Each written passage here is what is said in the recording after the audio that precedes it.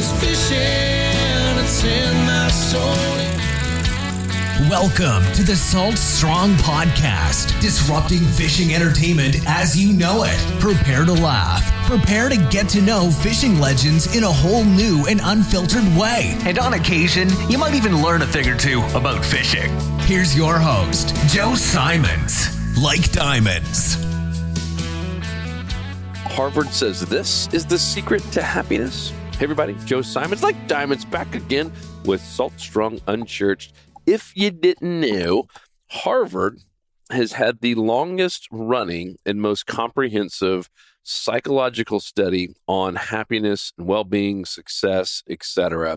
It started back in the 30s, so Great Depression time, right? So 1938, Harvard decided that they were going to get 268 Harvard sophomores to sign up for what would end up being, and still is today, the longest standing study on happiness and just people in general. And they've tracked everything, and they're doing this year after year. And so it's still happening today. This started in 1938. They got 268 Harvard sophomores to sign up for this. I don't know if these guys knew what they were signing up for, that they would still be doing it in their 90s, because there's still 19 of them left. So it started with 268 in 1938. There's now 19 left. So they're in their 90s now, and they're still tracking these people year after year and putting them through some testing, putting them through some psychological stuff, obviously tracking everything from how much money they made, if they've been divorced, how many kids they have, just their overall happiness and health. So it was a study on happiness and health. And it's not just these 19 people left. They've now been tracking their offspring, right? That's kind of interesting. So, all right, out of the 268, how many had kids, and were their kids successful based on the happiness of their parents? I mean, really, really fascinating that this is still going on, something that started in the late 30s. Here we are in 2023, and they're still tracking this. And now there's quite a few thousand people in this, because it continues to grow as they get more offspring and their offspring. They're continuing to track all this. And you could spend days, by the way, studying, and it's really fascinating. And a lot of the things they break down in like fives, like based on what they found, the five things that all these people have in common with love or a good marriage, with money, with happiness, with health. And one that was interesting, because I'm always intrigued by the happiness. I wrote the book Fishing for Happiness. So I studied a lot of this when I was writing that book. And this Harvard study says that the happiest people have chosen to do 5 things, aka the secret to happiness. And I'm going to focus on one in particular, and it's because it's one I struggle with. And if you're anything like me, you might struggle with this as well sometimes, but it's the number one thing. So I'm going to do these in decreasing order, starting with 5 and going down a countdown, kind of like David Letterman, we count down the top 10 things. Johnny Carson, if you're into more Johnny Carson than David Letterman. So here we go. So number 5, and once again, these are the things the happiest people have chosen to do out of all the studies of all the people of 80 years. So number 5 is to suppress unproductive and distressing thoughts. That could be a whole nother podcast, by the way, and we have done some of that. So it's to suppress unproductive and distressing thoughts. And we talked about that actually just on another 2 podcasts ago, about not living in the past and not letting things that happen in the past, like unproductive and distressing thoughts, take control of your life and get a hold of you. So that's number 5. Number 4, maintain a realistic view of the future and its difficulties. Interesting. Also ties in with that one. So don't only live in the future and think about the future, or stress about the future or worry about the future. It's, maintain a realistic view of the future and its difficulties. Be prepared. Number 3, turn frustration and anger into productive energy. I feel like I've done a podcast on every one of these things. So turn frustration and anger into productive energy. Number 2, make light of stressful events. Don't let it get to you. So once again, if you're just turning in here, I'm being more like David Letterman here. Obviously, you've been listening to this whole thing. The study of the happiest people on earth have, or at least in this Harvard study, have chosen to do these 5 things. And number 1 is focus on the well-being of others. Now, there is a lot in the Bible about this, about not being focused on yourself, about giving, about helping the poor, helping the needy, helping children, helping everyone but yourself, right? I mean, Jesus multiple times, asks his followers to basically drop what they're doing and don't be obsessed about the things they have, to give it all away. He talks about what's going to happen to the people who are only focused on themselves in money. The word money is brought up many, many times in the Bible, and yet it is so hard for so many of us, including yours truly, to have this be the focus. For instance, I got a lot on my plate right now with business and my own family and finances, and sometimes it can get overwhelming. And many times it's tough to think about putting others first when, we're trying to manage our own stuff and own business and expenses getting higher and overhead and all this stuff.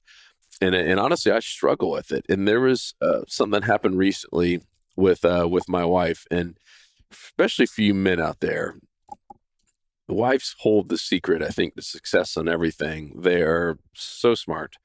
They usually have the right answer, and they usually see things that we don't see, and many times set examples for us. And my wife did it in this case. And I'll share a somewhat embarrassing, but also a good ending story. So my wife, a lady she works with, just lost her daughter, is in like a murder. It was horrible. I can't even imagine it, 20 something years old, just out of the blue, all of a sudden wake up and get a call one day and says your child's been murdered. I mean, can you only imagine a 21-year-old child with their whole life ahead of them, and just out of the blue, didn't ask for it, was just wrong place at the wrong time, and have to wake up and just deal with all of that. So my wife, Lauren, found out, I guess through the grapevine from this lady, just overhearing her, that, they didn't have even enough money to, really do the funeral right. And they were going to have to cut corners and, I just can't even imagine. I get emotional thinking about that. Put yourself in this person's shoes. You just lost your child and not even have enough money to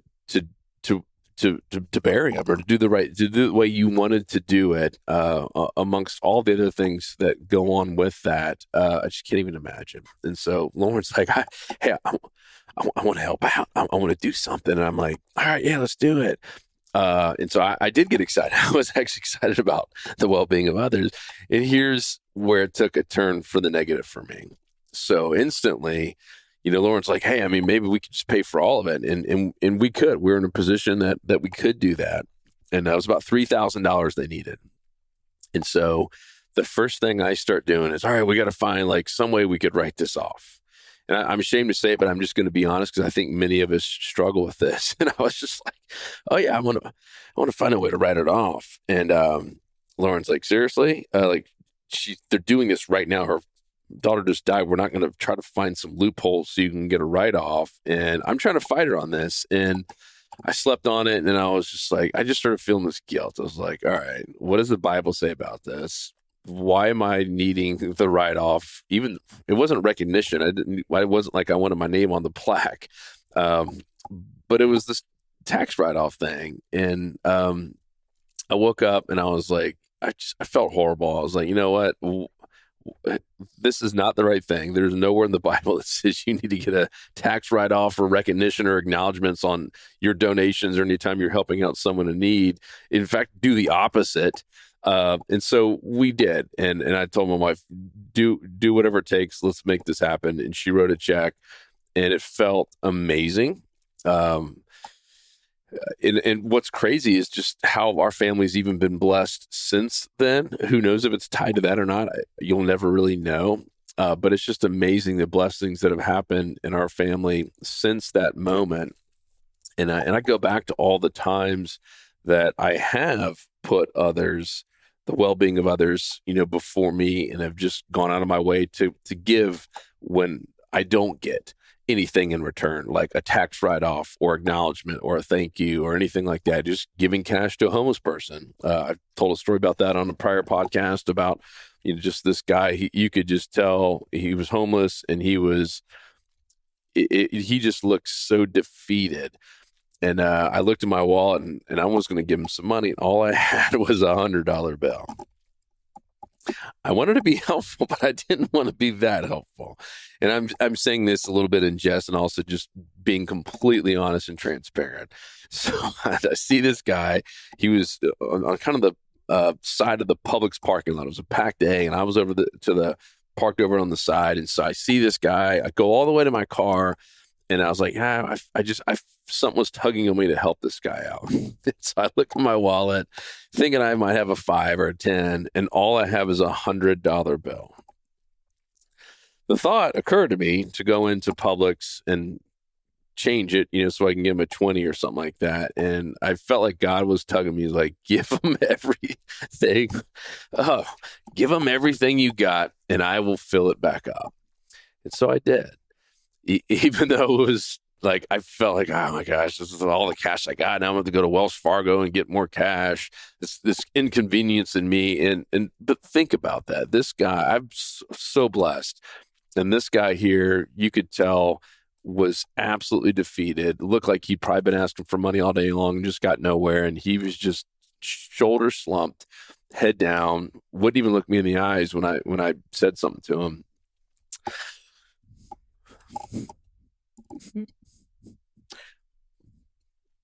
I hand him the $100 bill, and he finally looks at me, and he's just like, thank you.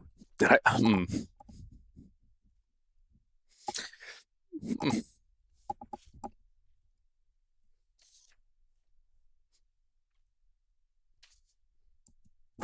I'm getting emotional because as I'm telling this story, it's all hitting home on why the focus on the well-being of others is the number one thing. It's so powerful. And I'll never forget that simple moment of giving this guy that I don't know, I've never seen him again, might not ever see him, just how his entire body changed in terms of his posture. I watched this guy, 'cause I sat in my Tahoe for a while, and I watched this guy leave and get on his bike. He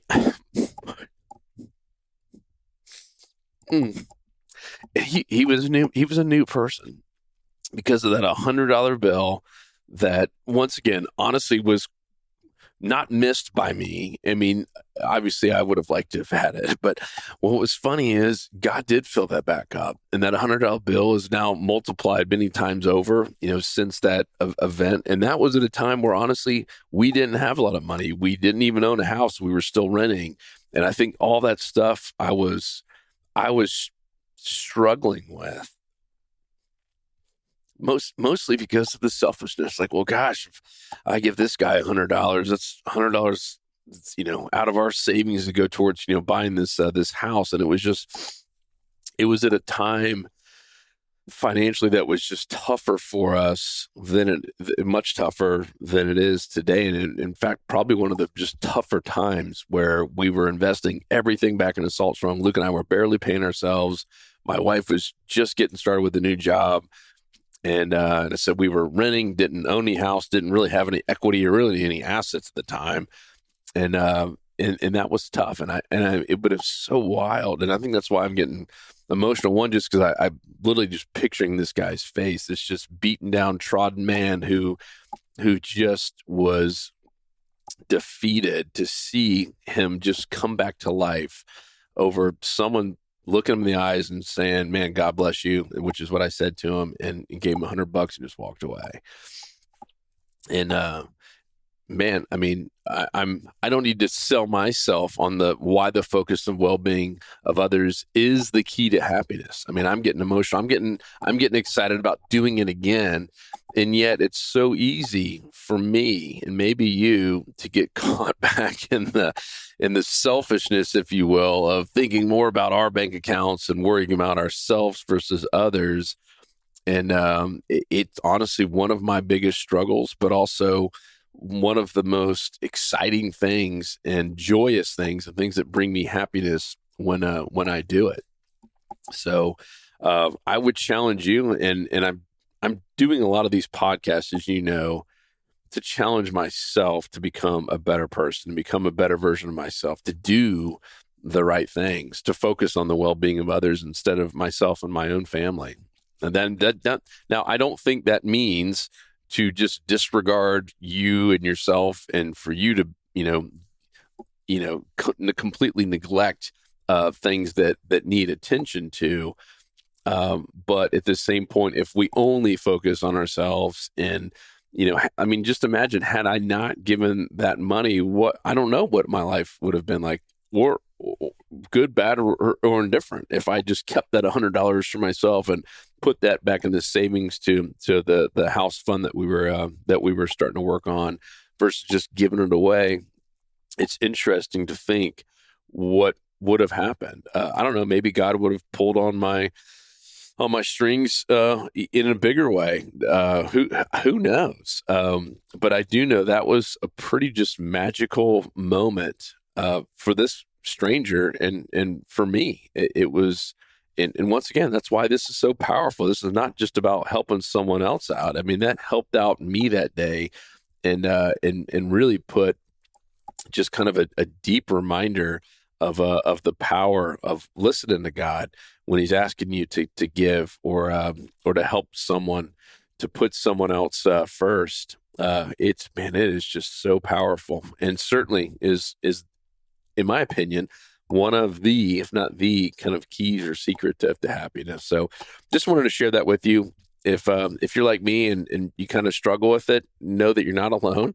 And I think it's just human tendency, to protect you and your family. And I think, going back to our ancestors, that was, you kind of had to protect yourself. You were fighting saber-tooth tigers and lions and bears. You were trying to protect you and your family first before you put others first. But anytime that you do, it just feels like the blessings that come back are usually just tenfold. And looking back at my life, every time I've done it, just magical things seem to happen in our life. So I would challenge you, when God's tugging at your strings, don't look for the tax write-off. Don't look for the acknowledgement. Don't look for others to see you, right? With that public thing, not a single person saw me. This guy was over to the side, and no one else saw that and witnessed it except me and this guy. Right? With the $3,000 we gave to my wife's coworker, no one else knows about it, except she knew about it because my wife gave it to her. But it wasn't like my wife said, "Hey, I want everyone to come in here and I got a big announcement." No, my wife did it completely discreetly, outside of the office, and without anyone else knowing. And still to this day, no one else knows except us and her family. No one else in the office knows, and Lauren asked her not to tell anyone. And my wife she's doing it the right way, and I get to learn from her all the time. And so I hope you guys appreciated this one. Sorry to get a little emotional there. I was not expecting that, but it's so wild how God works, and he was pulling on my emotional strings as I really just went into that moment of me being there. And I'll challenge you to do the same thing. Maybe you have one like that where you felt God asking you to give to whatever it might be, a homeless person, a person in need, family member, friend, someone on their deathbed, whatever it might be. It's amazing how powerful those moments can be. So, guys, I love you. I appreciate you. If you have any questions, thoughts, feedback for me, hit me up. I love hearing from you. Joe@saltstrong.com. Otherwise, I will talk to you on the next episode. 'Cause fishing, it's in my soul. It was